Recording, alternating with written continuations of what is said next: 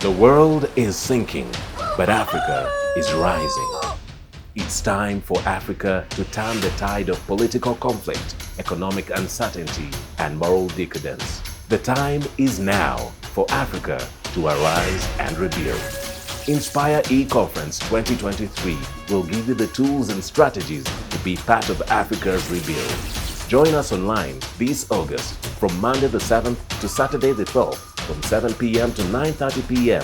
East African Time as we gather the brightest minds across the continent to discuss the rebuilding of Africa. Book your slot today and be part of the movement that will change Africa forever. Africa, arise and build. I'm happy to introduce to you our next panelist.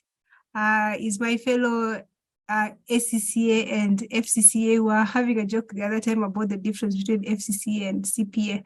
So our next panelist is David Wandera. He's a seasoned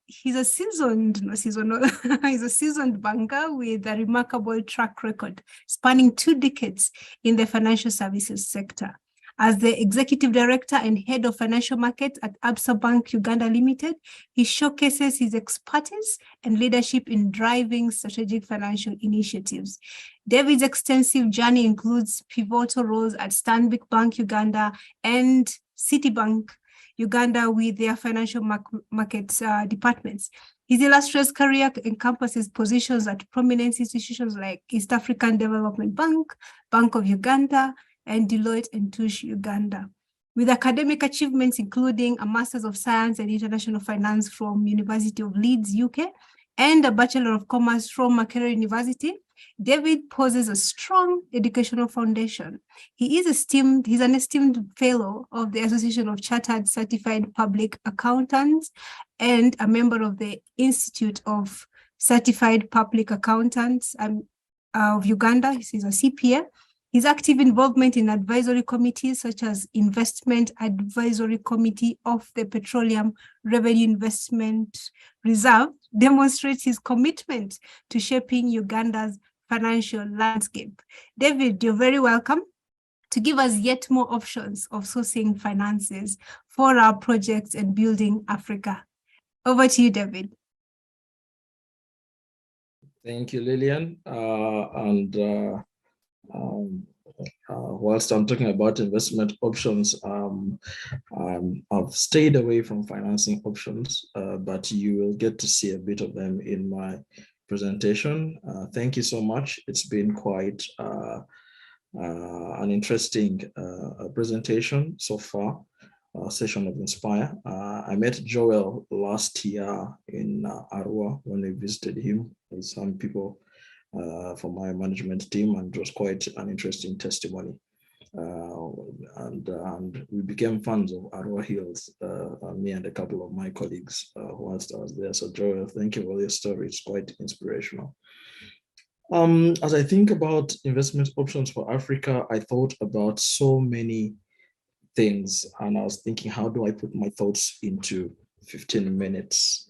And so I'm going to just share, and background really is about, because I figure our demographic here is from people who have 0 years of experience, maybe in university, those who have 5, 10, 15, 20, and those who are retired.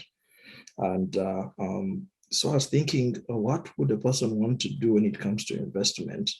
And how do we shape Africa? Why Africa? What's the story about Africa? So I'm going to try and take a stab at this and trying to share part of the knowledge that I have. Please do not take this as investment advice. I would recommend that if you're taking proper investment advice or want proper investment advice before you start any investment, you seek that from a professional investment advisor. Let me know if you can see my screen.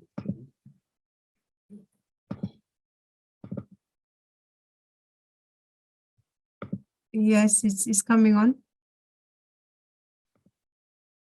Yes, thank you. Great, opening thoughts.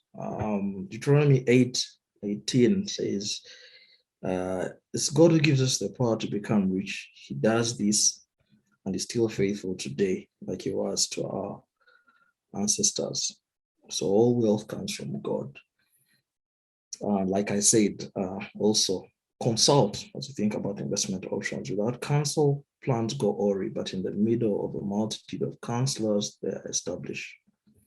And lastly, because I know we are in one of the most entrepreneurial countries, in East Africa, and Africa, it has the most entrepreneurs in the world. Diversify. Ecclesiastes 11:1-2 says, invest your money in foreign trade. This is the good news version. And one of these days you'll make a profit. Put your investment in several places, many places even, because you do not know what kind of bad luck you'll find. But basically, don't put all your eggs in one basket, like you might have had when you were growing up. So as I thought about Africa, what is the story when it comes to Africa? Africa's story has been changing, very many perceptions for Africa.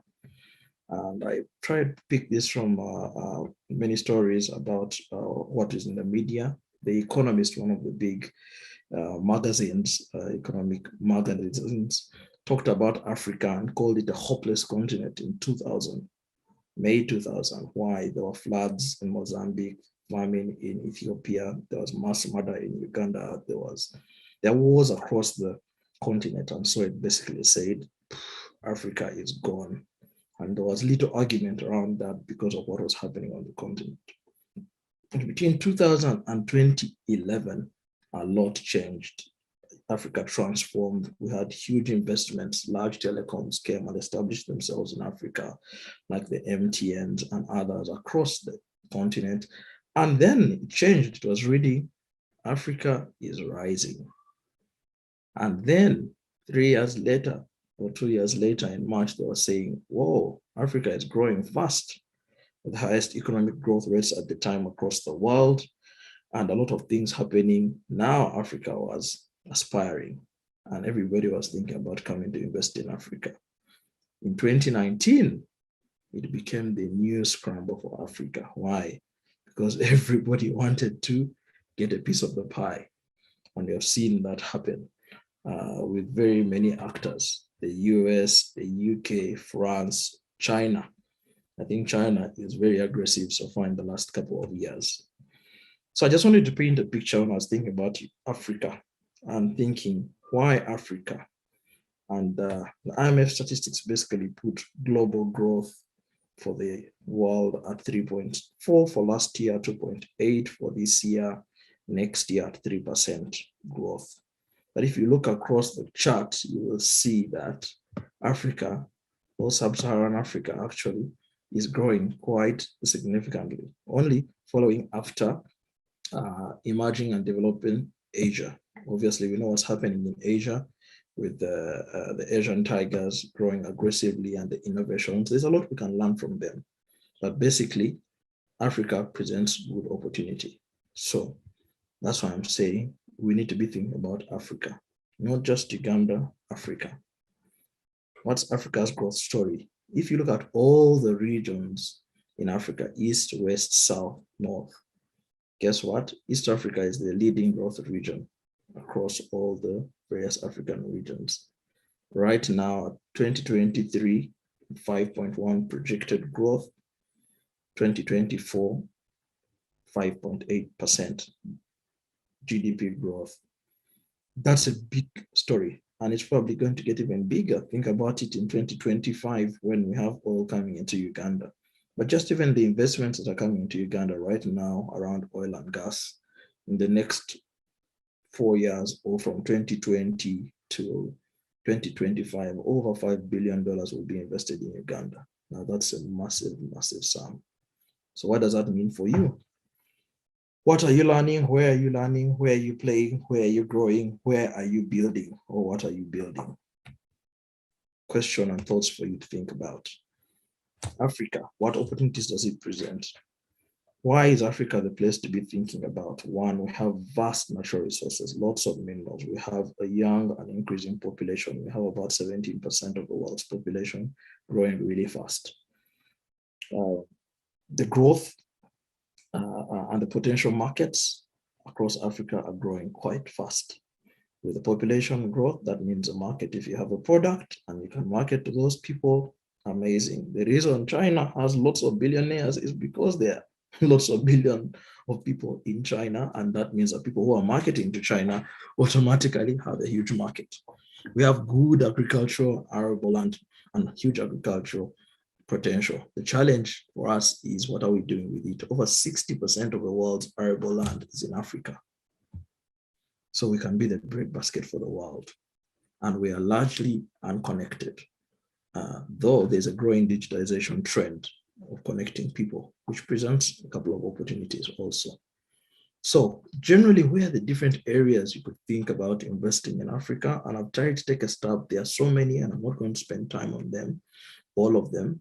But think about fintech and e-payments, connecting people, making payments. I mean, a lot of the revenue you're seeing happening in the Western world now is driven by social media, and that is powered behind by fintech and e-payments. The rise of AI has come through. I mean, the fintechs are creating a huge competition for the banks and traditional banking. That's a challenge for us as bankers, but it's an opportunity for the rest of the continent and for individuals and for businesses. I've spoken about the agricultural potential. There's huge agribusiness. There's healthcare that is, we are really underutilized on healthcare. There's a lot of disease and there's a lot of challenge around that. So that's a solution area that can provide solutions for people. We can provide and invest in solutions for people. You've seen huge, over the last couple of years, we've seen a couple of pharmacies, local pharmacies that have been bought into by funds from the UK, from the US, and have grown aggressively. We have, I think, 2 of those in Uganda. We have digital healthcare systems that started pre-COVID, like Rocket Health, and the rest. We have Guardian Pharmacy, I think, where a stake or ownership was sold to another international fund. And we've seen such things happening across East Africa. That means there's a huge opportunity.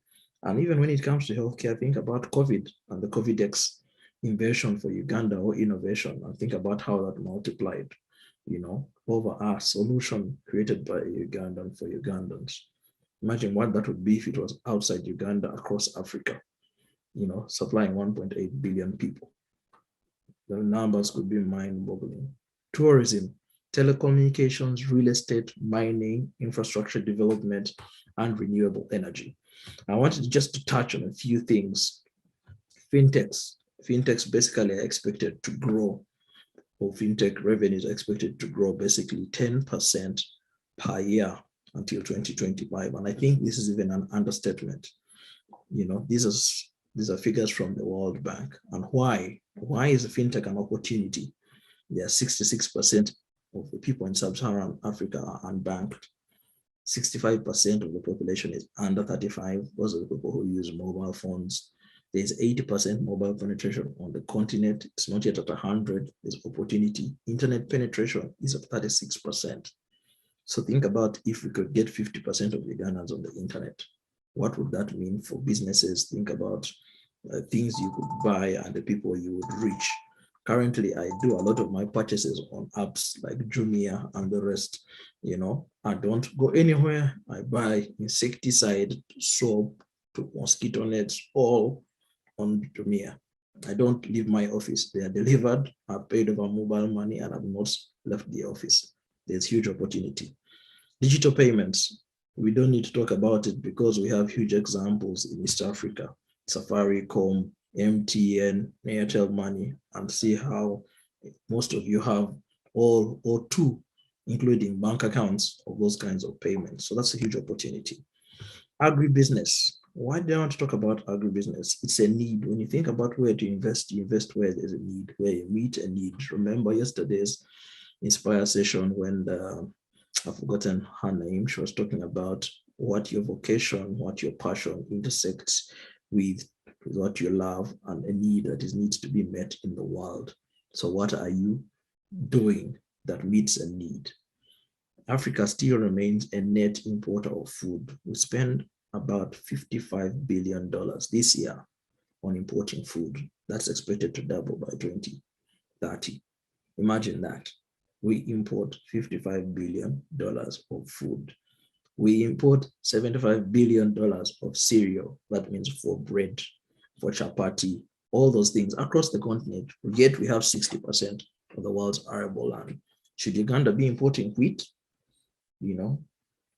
Should it be importing food? Should it be importing sausages? We still import sausages, by the way. Things like that, Many African cities are going to double by 2050. What does that mean? It means more mouths to feed. So investment in agriculture is needed, education and transport basically to increase food security. I liked Reverend Julian's collaboration, not competition. If Africa decided to do intra-African trade, we would make huge amounts of money without having to import from Europe or America or Asia, and we would benefit each other. Tourism. This is an example of the tourism value chain, and I could not get statistics for 2022, but it's a huge opportunity for Uganda. And it goes through all the way: transport, hospitality, hotels, lodges, restaurants. I know some of our members here own restaurants, utilities, water, manufacturing, furniture, textiles, agriculture. All those feed into the tourism value chain. In Uganda, last year we had 815,000 tourists coming into the country, and we made about $713 million from tourism. It's an opportunity. An average tourist spends about $1,700 in Uganda, if you thought about a place to invest. Growing workforce, fast and growing workforce. By 2050, almost 1 billion more, this is 800 million more people will be added to the workforce. What does that mean? People with more money to spend and more labor to be deployed. Where are we going to deploy them? Those people are the highest growing compared to the other regions in the world. So we are adding more to the workforce. We need to have jobs, we need people working. Yeah, that's an opportunity. That's a market. Increased internet usage also creates a market. Right now, the challenge is that if you look at this map of Africa, we are still mainly tied to the colonial legacy. Recently we have Uganda doing gold, but really our traditional export has been coffee, Kenya tea, and this is how it goes across the other countries. The highest or the most valuable export from the Congo is diamonds. Obviously, we know there are many others. So all those are creating what? Opportunities. But the question is, can we do more? Can we add value to our coffee? I liked it when the president said we should not export raw coffee. Why? Because agro-processing makes a huge difference. The maize farmer makes a very small percentage in the value chain compared to a miller who mills maize. The miller makes almost twice as much as the person who did what? Who grew the maize. But guess what? He didn't have to till. All he did is set up a mill and bought the maize and used some electricity and machinery and made double the profit that the maize farmer has owned. So we need to think about different things. Value adding. Back to financing. I said I'll touch a bit of this. What can Africa do?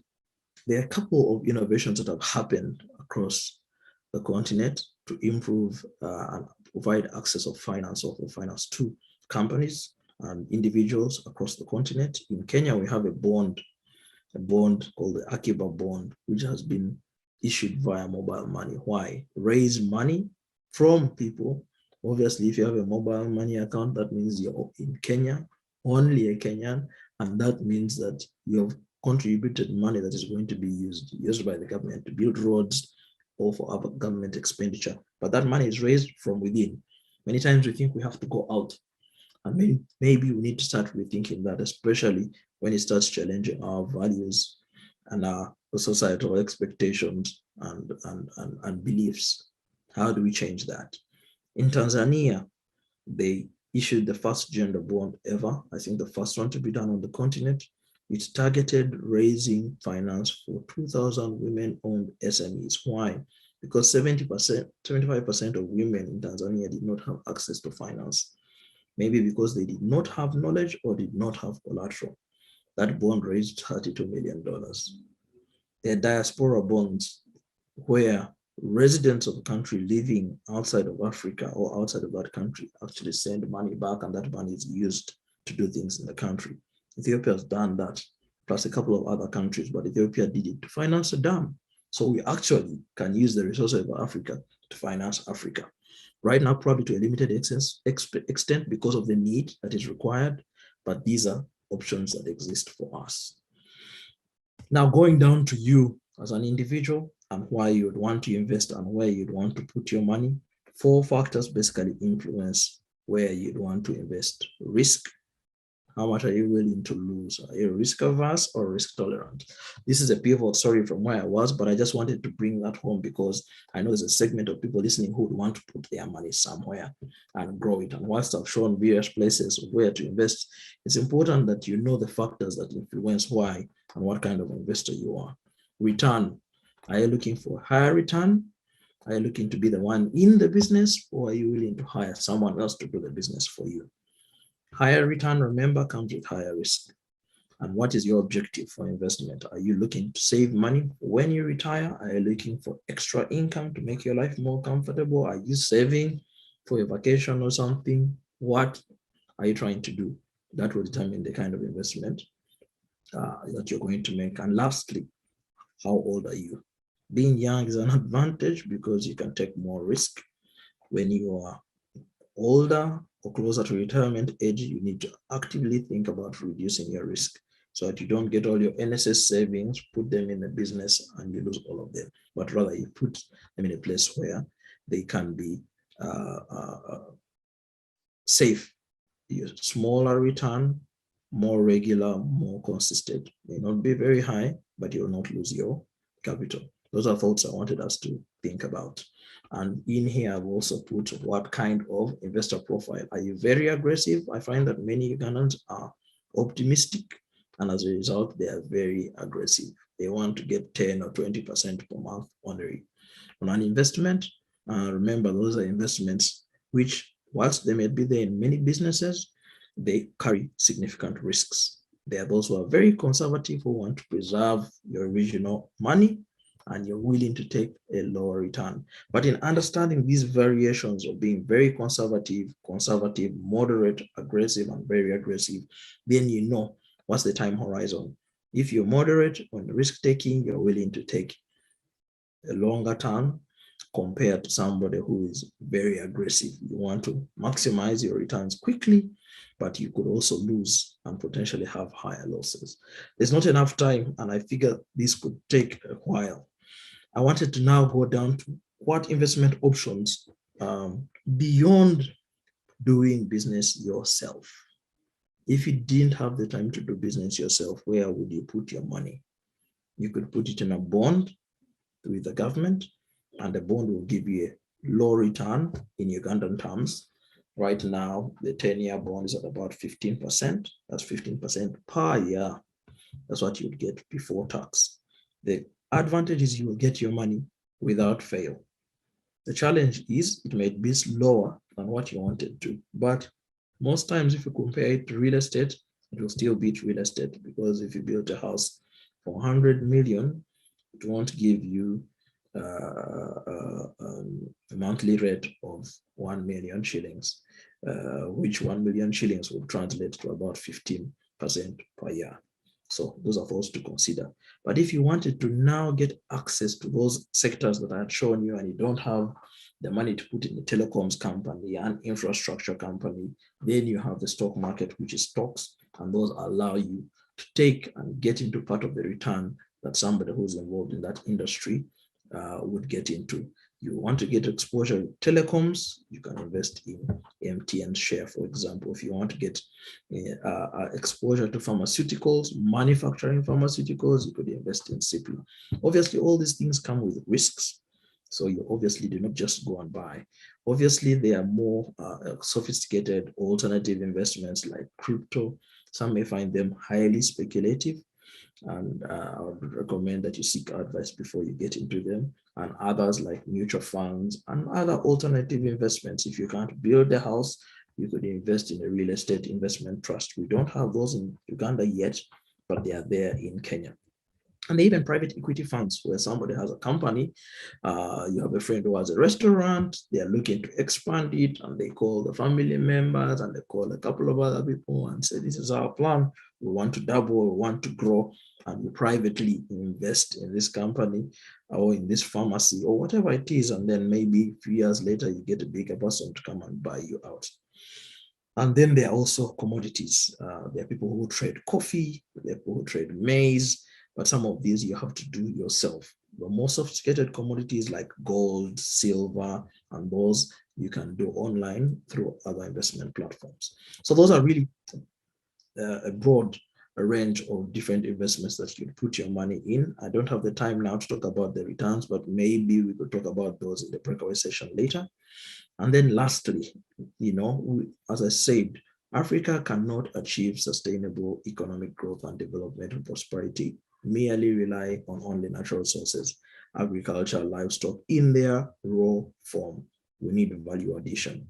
We need efficient production, increasing our yields. Right now, our yields for coffee and maize and most agricultural products across the continent are much lower than in many other parts of the world. How do we work on that? We need to promote industrial production, and growth of the private sectors is required. Collaboration, not competition. We need to see how we can trade more within the blocks, the African trade area, the East African blocks. I'll stop there for now and open it up for questions. Thank you. Thank you, Lillian. The world is sinking, but Africa is rising. It's time for Africa to turn the tide of political conflict, economic uncertainty, and moral decadence. The time is now for Africa to arise and rebuild. Inspire E-Conference 2023 will give you the tools and strategies to be part of Africa's rebuild. Join us online this August from Monday the 7th to Saturday the 12th from 7 p.m. to 9:30 p.m. East African time, as we gather the brightest minds across the continent to discuss the rebuilding of Africa. Book your slot today and be part of the movement that will change Africa forever. Africa, arise and build.